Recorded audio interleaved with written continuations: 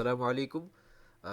61 নম্বরে আমাদের কি বলেছে যে আলোকরশ্মির কত ন্যানোমিটারে তরঙ্গ দৈর্ঘ্যের সালোক সংশ্লেষণ সবচেয়ে বেশি। আচ্ছা, ফটোসিনথেসিস সবচেয়ে বেশি কোন আলোতে হয়? রেড কালার আলোতে। এটা তো একদম বইয়ের লাইন, এটা তো একদম ক্লিয়ারলি বইয়ের লাইন। আমি যদি একটু বইয়ে যাওয়ার ট্রাই করি, তো এই যে এখানে আমরা স্পষ্ট একটা লাইন দেখতে পাচ্ছি। এটা তো একদম আবুল হাসান স্যারের বই। এখানে কি বলেছে, এই যে স্পষ্ট এখানে বলা আছে যে একক আলো হিসেবে লালে সবচেয়ে বেশি সালোক সংশ্লেষণ হয়। তার মানে আমি এখান থেকে বলতে পারি লাল কালারের মধ্যে হয়। তাহলে আমরা একটা কেমিস্ট্রিতে তো এটা পড়েছি যে ভিবজিওর, তাই না? সবগুলো ওয়েভলেন্থের জন্য ভিবজিওর পড়েছিলাম।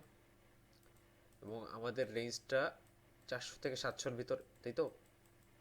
তাইলে আর এর রেঞ্জটা কত ছিল মনে আছে? আর এর রেঞ্জটা ছিল হচ্ছে, কেমিস্ট্রি বইয়ে ছিল, কেমিস্ট্রি দিয়ে আমি বলি, 747 থেকে ন্যানোমিটার, এগুলো সবগুলো ন্যানোমিটারে, কিন্তু ন্যানোমিটারে 747 থেকে ছিল হচ্ছে কি 700-র মধ্যে, তাই না? If I am not wrong, এটাই তো ছিল। আচ্ছা, তো এটা দেখতেই পাচ্ছি আমাদের এই 747 থেকে 700-র ভিতর রেঞ্জটা। তো এর সবচেয়ে কাছের আনসার কোনটা? এটা তো জীবনে হবে না, এটা তো অনেক দূরের আনসার।